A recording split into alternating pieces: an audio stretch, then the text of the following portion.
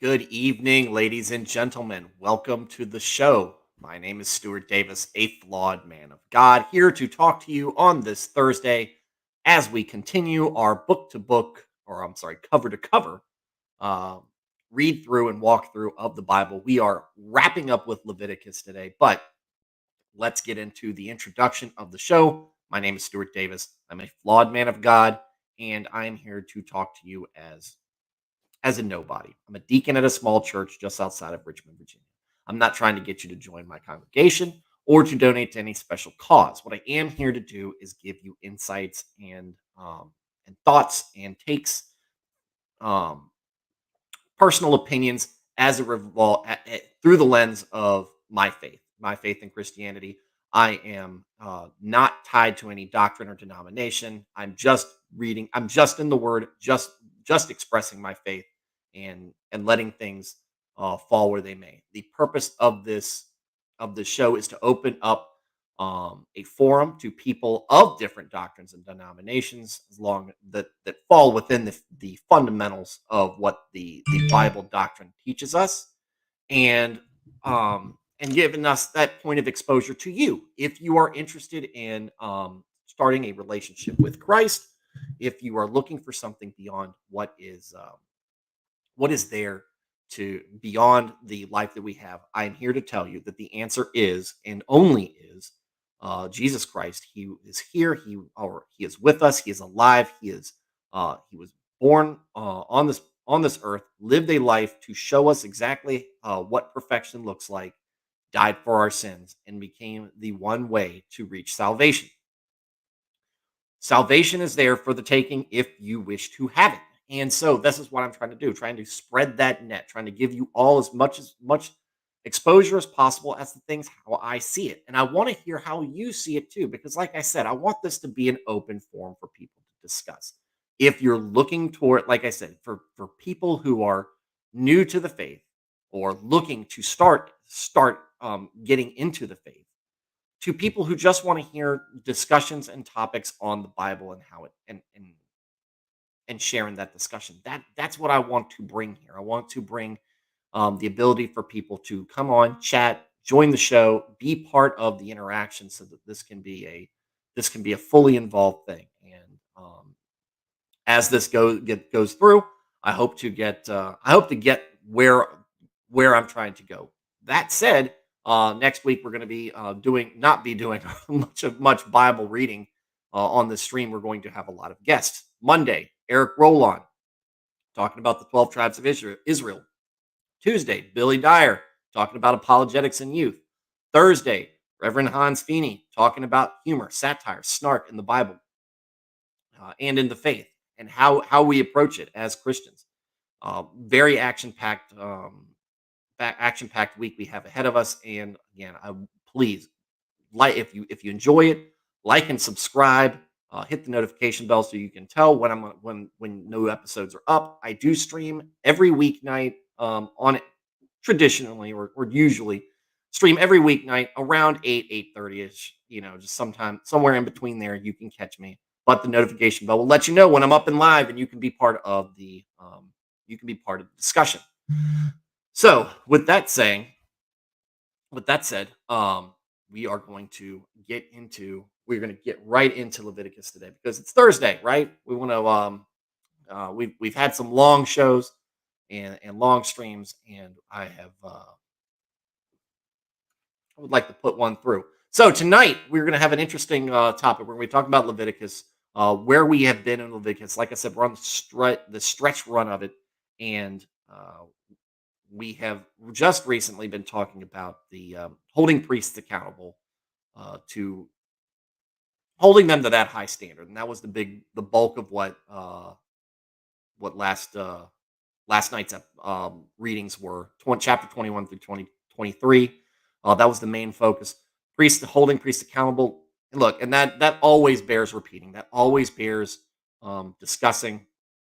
Is priests need to be held accountable, and that's throughout every denomination. It applied then, it applies now, it will apply in the future. If you are a priest, if you are a person who is responsible for shepherding a flock, it is a high bar that you have to meet. It is a calling. It is a thing that is so precious and so honorable to have that calling that you need to treat it as something precious, because what you have that you are responsible for as a leader for people is equally precious, if not more so. Actually, it would be more so, and that is the faith and the spiritual trust of the people in your congregation. And it is not it is not a good idea to take that for granted. We have too many examples throughout the faith, throughout everybody who wants a point, the circular firing squad within Christianity of all the denominations pointing fingers at each other whenever there's a scandal. When an evangelical steps out of line, everybody's, oh, look at them.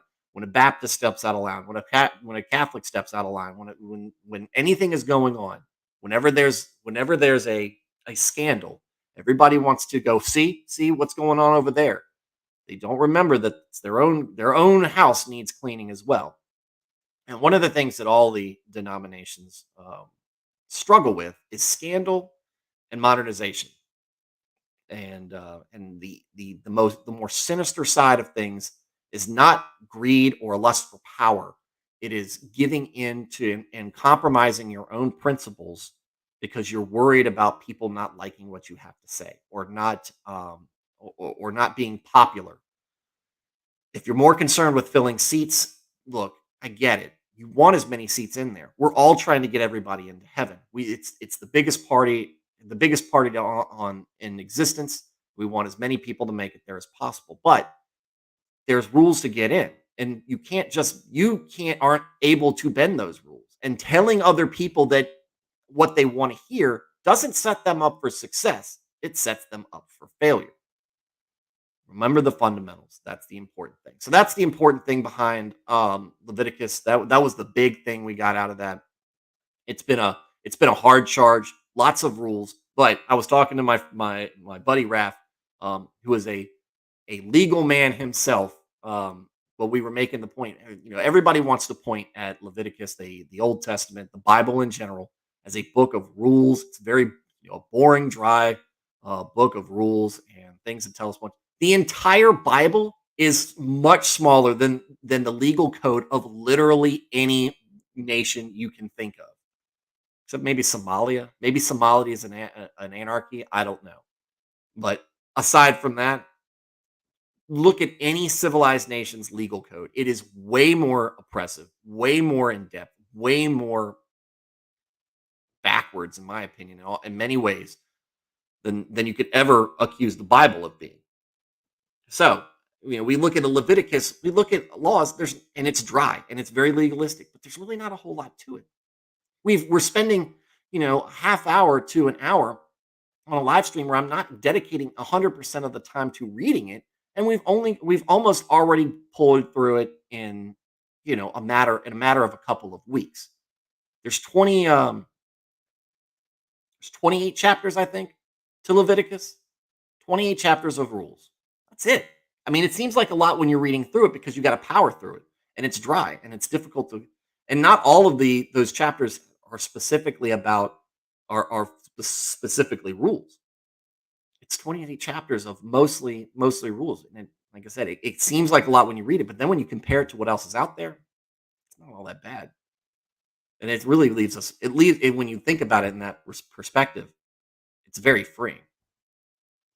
So that said. Um, that was the important. So this tonight's reading, we're going to be talking about a little bit of punishment getting doled out, a little bit of blasphemy. We're going to be talking about other ways that the Israelite society is being set up to help the sustainability, the self sustainability of Israel, and then God's promise of rewards for obedience and punishments for disobedience. And this is easy to remember because we're going to be dealing with it throughout the Old Testament and all the way up until to today, where we continue to disobey in some aspects and continue to obey in others. Luckily, and this is the thing to remember about the Old Testament, luckily, a lot of the punishments, a lot of the sin in all the offerings, and all this other stuff that's discussed, it's not immediate for you. You have Christ. All right. You accept Christ. He died for your sins. He died for your sins. That doesn't mean it absolves everything you do if you and he knows what's in your heart. You can't marry yourself to your sin. You can't um you can't follow sin. You can't be a slave to sin. You have to be a slave to Christ. And it's a beautiful thing, even though the word slave is a um, very bad word in most contexts, in almost all contexts, except for this one. So just remember when we go through these rules are being set up because there is a moral compass of right and wrong, and there are expectations of following God and respecting Him and offering Him subjugation. But outside of that, it's really just being kind to your fellow man and setting things up in a way that makes sense. Just do what you're told, right? It's so easy. It's not that easy. And that's why I always try to check myself when I start to get hard on the Israelites. It's all I have to do. All I have to do is remember the ways um, that I get out of line. Like I'm getting out of line on Twitter right now because we have this dummy who wants to talk about how wants to just dismiss the fact that miracles happened in the Bible. We have we're going to have Hans Feeney on here on Thursday. He had a great quote. He says a lot of the textual criticisms of the Bible go away if you just understand the premise that God exists and He does things on purpose. With that said, we'll get into our reading. But before we start that,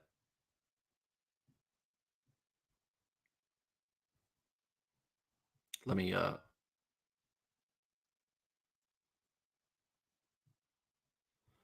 share this on my Facebook feed because I'm still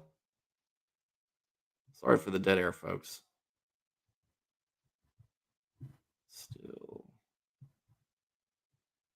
Still running through it. There we go. Share, and share alike, right? All right, folks. Got that taken care of. The Lord, okay, so chapter 24, olive oil and bread set before the Lord. So this is going to be a small part before we start to get into the larger parts of Leviticus or these chapters in Leviticus. The Lord said to Moses, command the Israelites to bring your clear oil of pressed olives for the light so that the lamps may be kept burning continually outside the curtain that shields the ark of the covenant law in the tent of meeting. Aaron is to tend the lamps before the Lord from evening till morning continually. This is to be a lasting ordinance for the generations to come. The lamps on the pure gold lampstand before the Lord must be tended continually. Take the finest flour and bake 12 loaves of bread using 2/10 of an ephah for each loaf. Each loaf, not loaf, loaf. Arrange them in 2 stacks, 6 in each stack on the table of pure gold before the Lord. By each stack, put some pure incense as a memorial portion to represent the bread and to be a food offering presented to the Lord. This bread is to be set out before the Lord regularly, Sabbath after Sabbath, on behalf of the Israelites, as a lasting covenant. It belongs to Aaron and his sons, who are to eat it in the sanctuary area, because it is a most holy part of their perpetual share of the food offerings presented to the Lord. Okay, again, a little small portion right here, just some more instruction on how to do some of the some of the offerings and the rituals as part of the you know part of the respect and genuflecting shown to God. And Aaron and his sons get to partake in that more than others because, again, being a priest, you have a great weight, you have a great responsibility, but you also have benefits that come along. There's some fringe benefits that come along with that. God understands it's a tough job that demands a lot of you, and that you should be rewarded for that.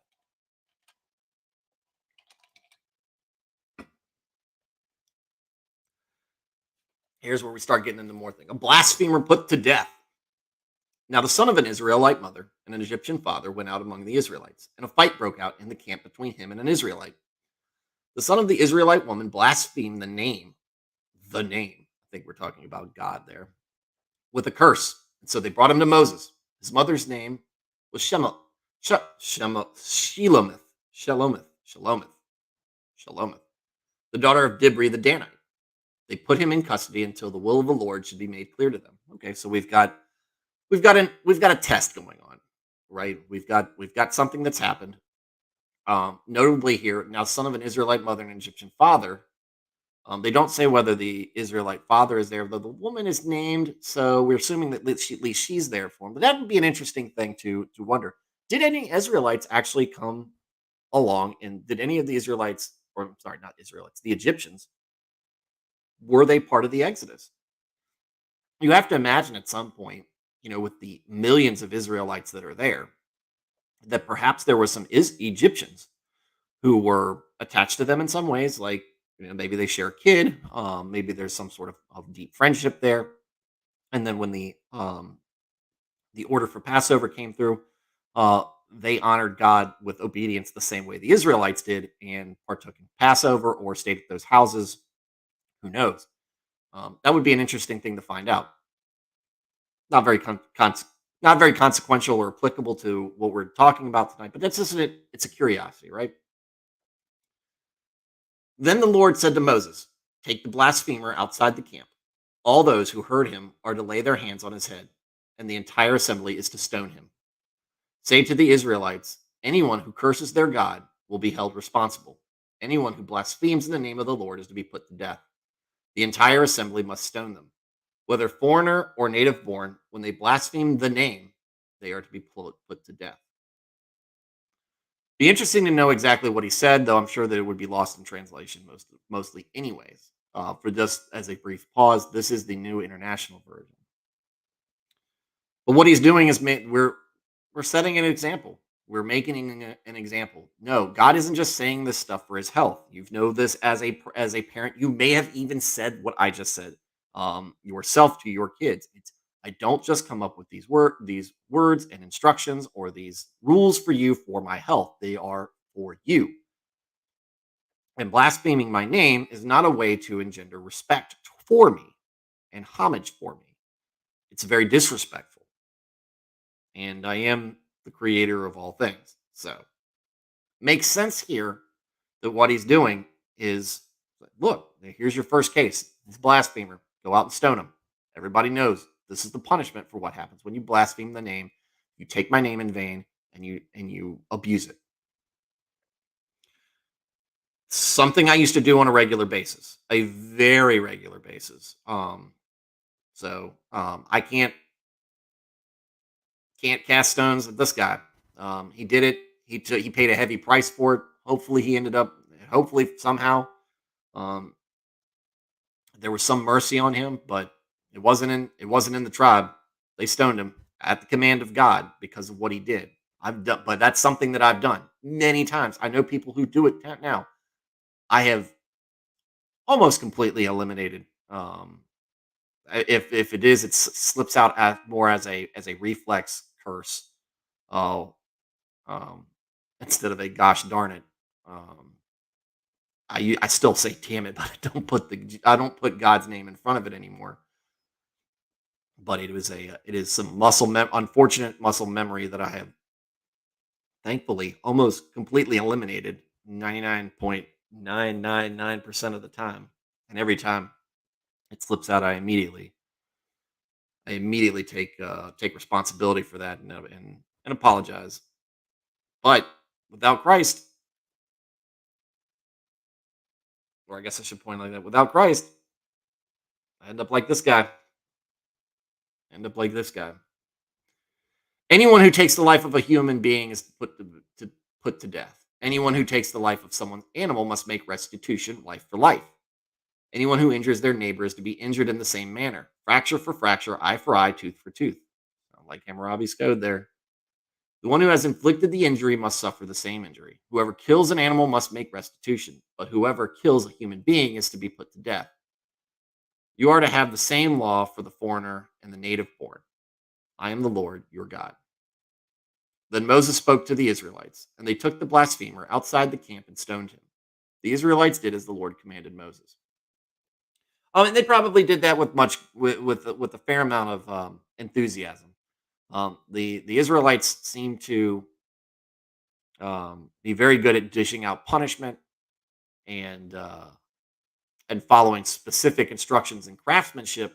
It's when faith is involved that they normally fall short. But and that's where my big criticism with them comes in. They don't have to act. It doesn't require much faith when you have God there, right there with you. It's a very real, very present thing. But enough of that. Let's talk about some the real meat of tonight's reading. The Sabbath year, chapter 25. The Lord said to Moses at Mount Sinai, "Speak to the Israelites and say to them, when you enter the land I am going to give you, the land itself must observe a Sabbath to the Lord. For 6 years sow your fields, and for 6 years prune your vineyards and gather their crops. But in the seventh year the land is to have a year of Sabbath rest, a rest to the Lord." That's farming tips right there, agriculture. Do not sow your fields or prune your vineyards. Do not reap what grows of itself or harvest the grapes of your untended vines. The land is to have a year of rest. Whatever the land yields during the Sabbath year will be food for you, for yourself, your male and female servants, and the hired worker and temporary resident who live among you, as well as for your livestock and the wild animals in your land. Whatever the land produces may be eaten. There we go. So fruits and veggies that aren't poisonous, whatever land produces, whatever you're able to grow, you can eat.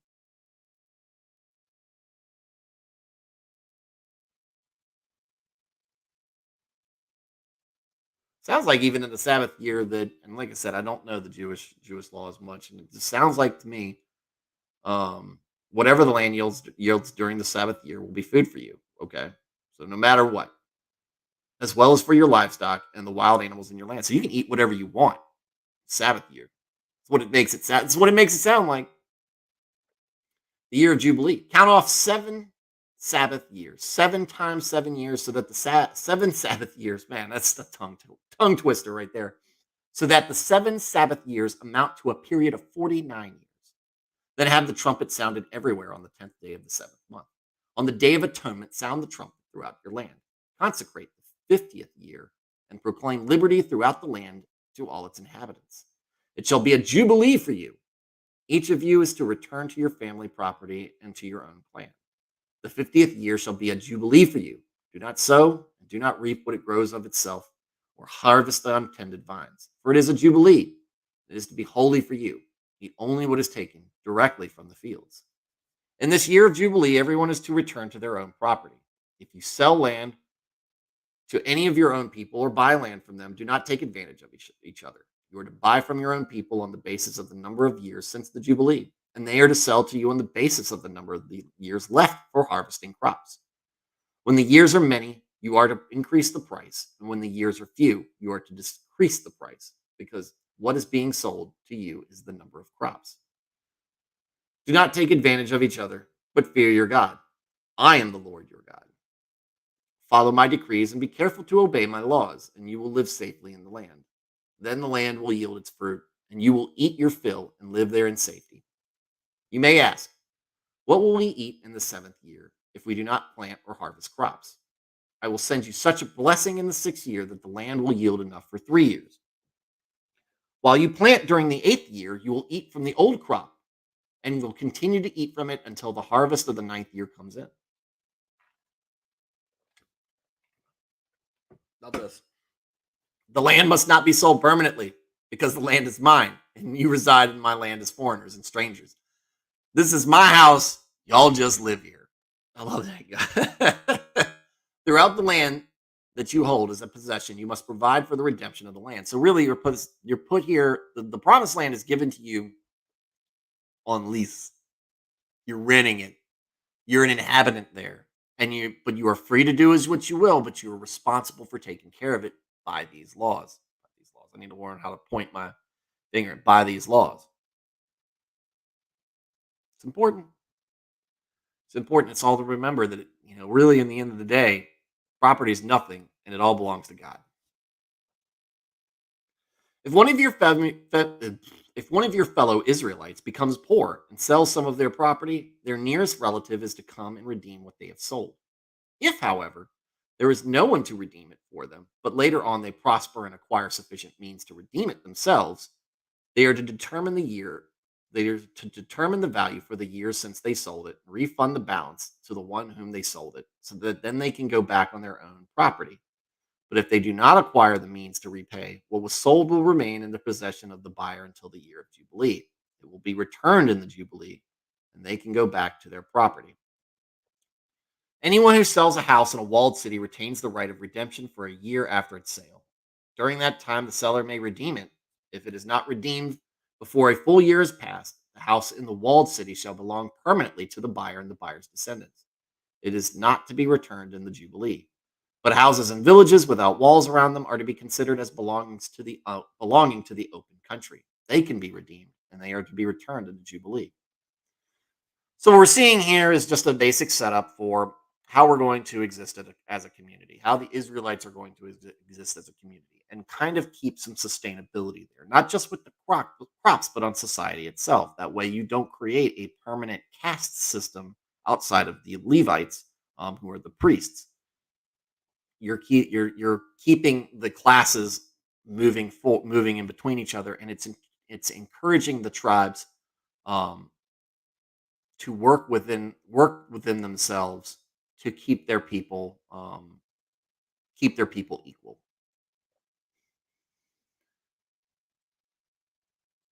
The Levites have wait, hold on. Yep. The Levites always have the right to redeem their houses in the Levitical towns which they possessed. So the property of the Levites is redeemable. That is, a house sold in any town they hold is to be returned in the Jubilee, because the houses in the towns of the Levites are their property among the Israelites. But the pasture land belonging to their towns must not be sold. It is their permanent possession. If any of your fellow Israelites become poor and are unable to support themselves among you, help them as they would a foreigner and stranger, so that they can continue to live among you. Do not take any interest or any profit for them, but fear your God, so that they may continue to live among you. You must not lend them money at an interest or sell them food at a profit. I am the Lord your God, who brought you out of Egypt and gave you the land of Canaan to be your God. Here we go. Looking out for your fellow man. Somebody becomes poor and destitute, falls in hard times. You're looking out for them. You're you're not giving them a free ride. They still have to pay for things, but they're paying for things that cost. They're borrowing money and paying it back without interest, so that you're not profiting on it, and you're also giving them an opportunity to earn their way back. Give them that opportunity to do things, and I think that's important. Somebody is sending me a message. Somebody very important to me is sending me a message. Yeah, yeah, Katie.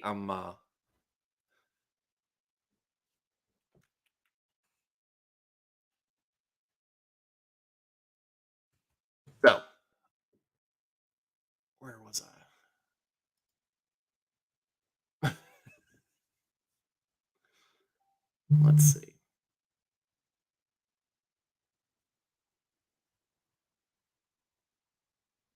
Okay.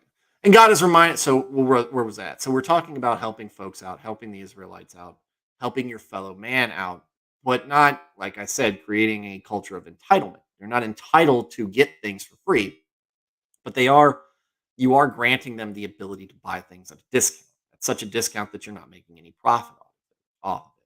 That's fine, because you're making a profit, if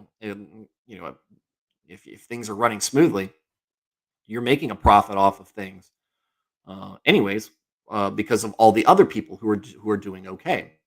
So you have that ability to show grace. And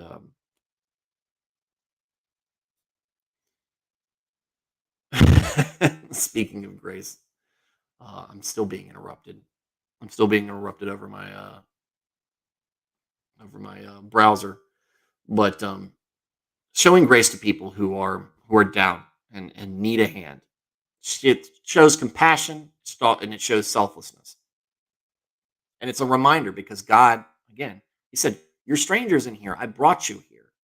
So it's not. Don't take advantage and think that all of this stuff is yours. It's not. That means when one of your guys is down, you help them back up. We're all a team here. It's the same thing I teach to my kids, when they fight and argue, or one wants to get an advantage on the other.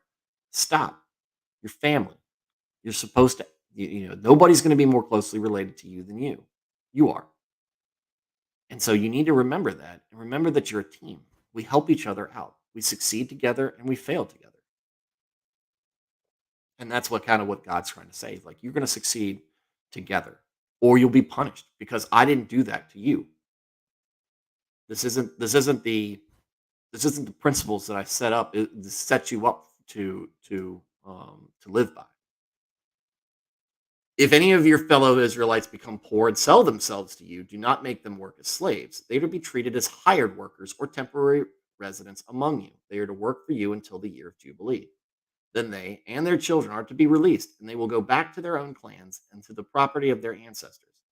Because the Israelites are my servants, whom I brought out of Egypt, they must not be sold as slaves. Do not rule over them ruthlessly, but fear your God. Again, we've got a kind of what we're called considering indentured servitude here. Working off your debts, you want to call it that, just that's what it is. But you don't treat them as slaves. You don't treat them as servants, really. Even it's hired workers, an employee. How should you treat your employee? That's not necessarily a good idea for the way some people have treated employees, at least the way I've witnessed people treat employees. And certainly you've seen that done as well. Again, the rules don't just apply for followers. They apply to leaders as well, more so for leaders than anybody else, because these standards, the leadership starts at the top. God sets an example, sets the ultimate example for us. And that reflects down to Moses, in this case with the Israelites, but to Moses and through everything else. And from there to the tribal leaders, and from there to the family leaders, and so on and so forth. If somebody decides they want to be selfish, or they want to get stupid about things, that's when other people suffer, and then they end up suffering the long-term consequences regarding their righteousness.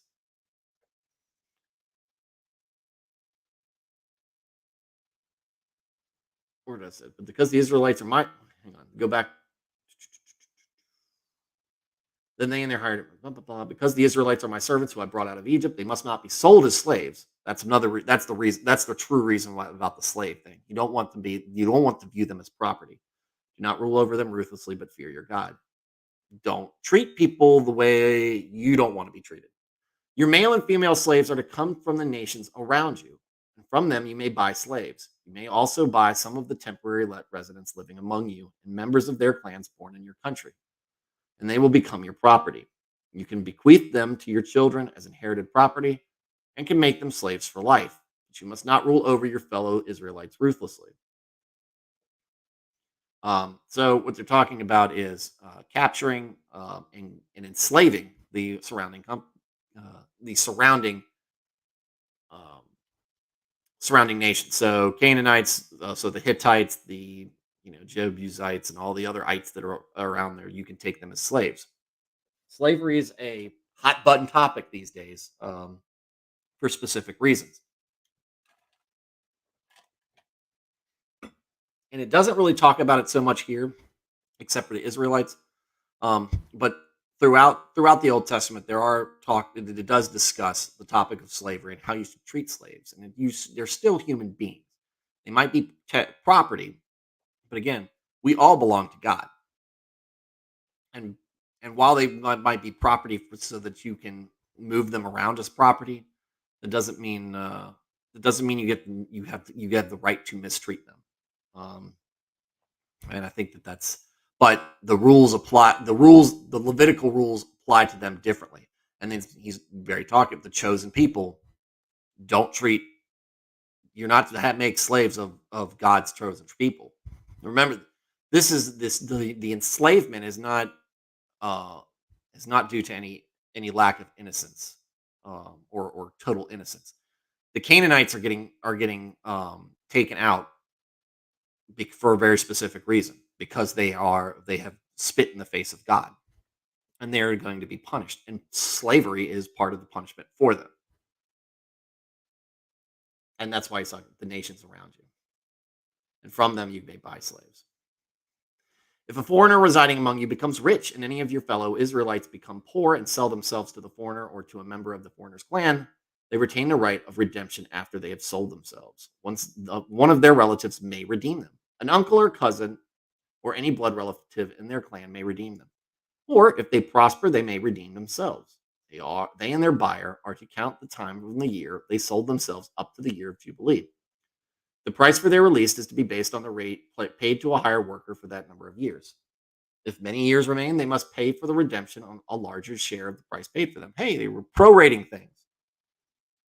It's not just a new concept. If only a few years remain until the end of the year of Jubilee, they are to compute that and pay for their redemption accordingly. They are to be treated as workers hired from year to year. You must see to it that those whom they owe service do not rule over them ruthlessly. So again, we are looking out specifically for the Israelites.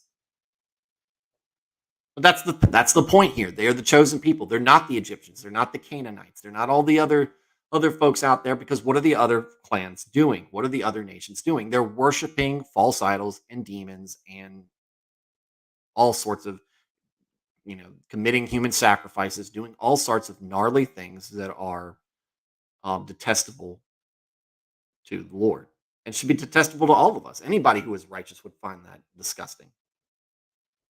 And we're going to talk about that in a moment. Even if someone is not redeemed in any of these ways, they and their children are to be released in the year of Jubilee. For the Israelites belong to me as servants. They are my servants, who I brought out of Egypt. I am the Lord your God. Reminder, foreigners are second rate. Okay. Doesn't mean you can steal from them, but they don't have the same type of autonomy. And there we go here. The reward for obedience. This is the other key part of tonight. Do not make idols or set up an image or a sacred stone for yourselves, and do not place a carved stone in your land and bow down to it. I am the Lord your God. This one's going to be important because this is going to be one of the big ones that they continually break. Even some of the good rulers in Israel, which we haven't even got to the rulers. Israelites love bowing down to false idols. I don't understand it. Again, this is another time where I get really ticked off at the Israelites. I get having moments of weakness and dealing with your own sin and trying to work that through. But you're being led through there by God, and then all the first opportunity arises, and you're going to throw all that away to just bow down to some other God who's not going to get you anything but give you anything but misery and piss off God at the same time. Observe my Sabbaths and have reverence for my sanctuary. I am the Lord.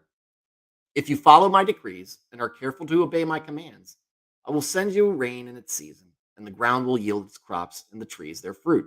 Your threshing will continue until grape harvest, and the grape harvest will continue until planting. And you will eat all the food you want and live in safety in your land. Do what you're supposed to do, be rewarded. All things are going to be good. It's going to be a second Eden. I will grant peace in the land. Not quite that, but you know what I'm saying.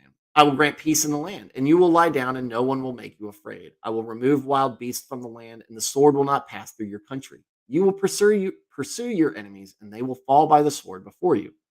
5 of you will chase 100, and 100 of you will chase 10,000. And your enemies will fall by the sword before you. I will look on you with favor and make you fruitful and increase your numbers. And I will keep my covenant with you. You will still be eating last year's harvest when you will have to move it out to make room for the new. I will put my dwelling place among you and will not abhor you. I will walk among you and be your God, and you will be my people. I am the Lord your God, who brought you out of Egypt so that you would no longer be slaves to the Egyptians. I broke the bars of your yoke and enabled you to walk with heads held high. Pretty good there, right? Do what's good, do what's right, do what I tell you to do, and all the things will go okay. Put faith in me. Put faith in me. Like I said, it's not that difficult, not that difficult of a rule book. It's just 28 chapters. But if you will not listen to me and carry out all these commands, and if you reject my decrees and abhor my laws and fail to carry out all my commands and so violate my covenant, then I will do this to you. I will bring on you sudden terror, wasting disease, and a fever that will destroy your sight and sap your strength. You will plant seed in vain because your enemies will eat it. I will set my face against you so that you will be defeated by your enemies. Those who hate you will rule over you, and you will flee, even when no one is pursuing you. If, after all this, you will not listen to me, I will punish you for your sins 7 times over. I will break down your stubborn pride and make the sky above you like iron and the ground beneath you like bronze. Your strength will be spent in vain because your soil will not yield its crops, nor will the trees of your land yield their fruit. If you remain hostile towards me and refuse to listen to me, I will multiply your afflictions 7 times over, as your sins deserve. I will send wild animals against you, and they will rob you of your children, destroy your cattle, and make you so few in number, your roads will be deserted. If, in spite of these things, you do not accept my correction, but continue to be hostile towards me, I myself will be hostile towards you and afflict you for your sins 7 times over. And I will bring the sword on you to avenge the breaking of the covenant. And when you withdraw into your cities, I will send a plague among you, and you will be given into enemy hands. When I cut off your supply of bread, 10 women will be able to bake you your bread in one oven. And when they dole out the bread by weight, you will eat, but you will not be satisfied. If in spite of this, you will still not listen to me, but continue to be hostile towards me, then in my anger I will be hostile towards you, and I will myself will punish you for your sins 7 times over. You will eat the flesh of your sons and the flesh of your daughters. I will destroy your high places, cut down your incense altars, and pile your dead bodies on the lifeless forms of your idols, and I will abhor you. I will turn your cities into ruins and lay waste to your sanctuaries, and I will take no delight in the pleasing aroma of your offerings.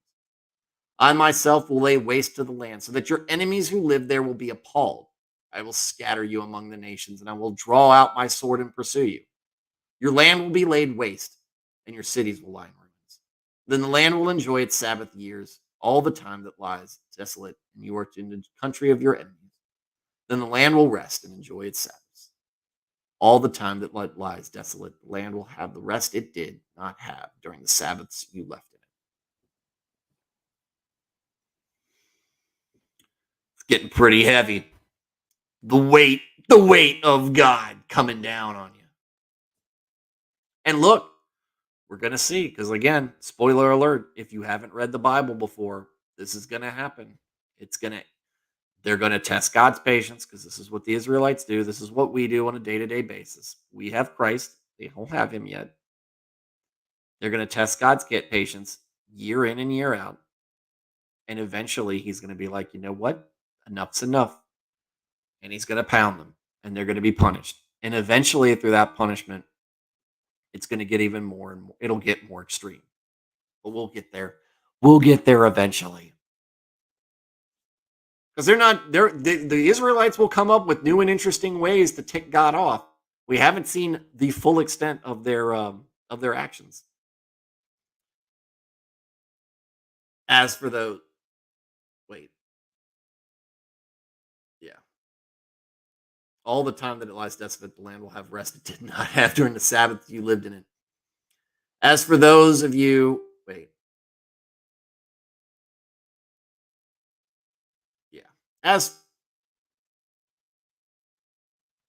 for those of you who are left, I will make their hearts so fearful in the lands of their enemies that the sound of a windblown leaf will put them into flight. They will run as though fleeing from the sword, and they will fall, even though no one is pursuing them. Tripped. They will stumble over one another as though fleeing from the sword, even though no one is pursuing them. So you will not be able to stand before your enemies. You will perish among the nations. The land of your enemies will devour you. Those of you who are left will waste away in the lands of their enemies because of their sins. Also, because of their ancestors' sins, they will waste away. But if they will confess their sins and the sins of their ancestors, their unfaithfulness and their hostility toward me, which made me hostile towards them, so that I sent them into the land of their enemies, then when their uncircumcised hearts are humbled and they pay for their sin, I will remember my covenant with Jacob, and my covenant with Isaac, and my covenant with Abraham. I will remember the land. For the land will be deserted by them, and will enjoy its Sabbaths while it lies desolate without them. They will pay for their sins because they rejected my laws and abhorred my decrees. Yet, in spite of this, when they are in the land of their enemies, I will not reject them or abhor them so as to destroy them completely, breaking my covenant with them. I am the Lord their God. But for their sake, I will remember the covenant with their ancestors, whom I brought out of Egypt in the sight of the nations to be their God. I am the Lord. These are the decrees, the laws, and the regulations that the Lord established at Mount Sinai between himself and among the Israelites through Moses.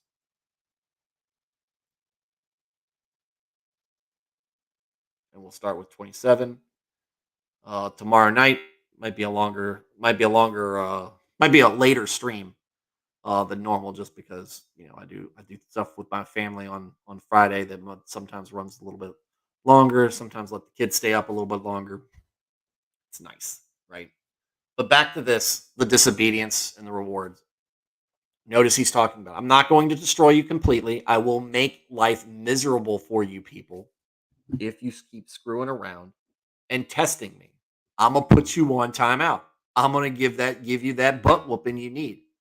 And when you're ready to apologize, when you're ready to admit what you did was wrong, things will get better. And then, and again, I'm not going to destroy you completely. You're my people. I love you. I don't want to destroy you. That's not my intent. All the things I'm doing is because you're showing hate to me when you disrespect me like that. When you act like I'm not there, when you act like you weren't told and you don't know about these rules. This is why these rules are to be read, periodically throughout these different um, festivals and feasts and Sabbath years and years of Jubilee as a reminder. This is what the rules are. These are the rules you have to abide by. And when you disobey them and you do it not out of mistake, not out of specific malice, but when you commit these crimes, and then you have a path to redeem yourself. But if you're just doing it because you don't think that you're going to get caught and you don't show any contrition, guess what? This is going to happen. I'm going to punish you. You will be conquered.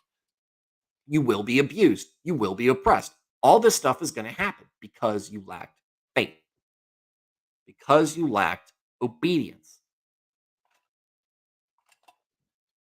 And again, it's not much. It's just doing the right thing. It's just doing the right thing and not making a mockery of God by doing it. You're going to make mistakes. People are going to screw up, and there are some punishments that you can't really come back from, like murder. Life for a life. But we'll see. Eric Roland did a great. We talked about the slavery part. I know we just touched on it briefly. Eric Roland has actually done a very good job putting his thoughts to YouTube. If you want to go check out his channel, Angel Legend. That's one L between Angel and Legend, and look for it. He does some pretty good talks through some pretty controversial parts of the Bible. What some modernists will call problematic, what they'll try to dismiss. If somebody tries to tell you that there is a part of the Bible that needs to go, stop listening to them. Immediately stop listening to them. All right, because they're not going to do anything but give you garbage. What you see when that starts to happen is a person who does not like what the Bible says. They want to change what the Bible says. They want it to fit what they think is right and wrong, as opposed to just understanding and accepting the truth as it's given to us by God. It's a difficult thing. It's very much a cancer um, within the faith, and it's one that we have to that those of us in the faith, in the congregations, in the churches, as a community, need to deal with. We need to identify it, root it out, and address it. And if that means telling people that if that's what they're going to spread and say, then they can do it somewhere other than the church, then so be it. They'll always be welcome back when they stop promoting garbage, when they stop promoting modernization because they don't like what the Bible says. It's a tough thing. It's a tough thing. We have to be, but we see it here, cutting people off, cut off from their people, and we don't do that in the way in the days after Christ that they did back then. It's not a permanent banishment, but it's like again, it's one of those things where there is a difference between when you struggle with a sin and that you're trying to do better, and that you understand that you're not supposed to be doing it, and you're working to figure it out. If you're dealing with alcoholism, if you're dealing with um, cursing, uh, taking the Lord's name in vain. I actually don't consider cursing a sin. I think that cursing God or using God's name inappropriately is the sin. If you're having difficulty with jealousy, if you're having difficulty with sexual morality, these are all things that we want to help you with. The Christians should try to help each other out through these issues. And they're long. A lot of times they're chronic and they're long term, and it's a tough road full of successes and failures. But as long as you understand it and you don't try to pretend it's not a problem, then this is the house for you. This is the house of healing that you need. It's when you stop it's when you stop believing that what you're doing is a problem. When you just start to say, "Oh no, it's okay. God just wants me to be happy." He does not. He wants to be happy. He doesn't mean he's going to compromise his instructions for you. He's not. It's stupid. It's a stupid uh, stance to take, and it's full of self-righteous, self-centered bullshit. I'm sick of seeing it too. This is me personally getting on my soapbox. I'm sick of seeing people trying to say, "Well, we don't really have to listen to that part of the Bible because it's just a problematic thing, and that was just a cultural thing." Shut up, right? Unless it's specifically discussed and addressed and no longer applies, then guess what? It still applies. And maybe there are some Levitical rules that even us Christians are breaking on a regular basis today because we don't think that there should be a problem with shellfish, or we don't think that some of the rules regarding women on their time of the month are applicable. And but I don't think that those aren't the big issues that I believe that we're going to be addressed with, be confronted with when we get up to judgment.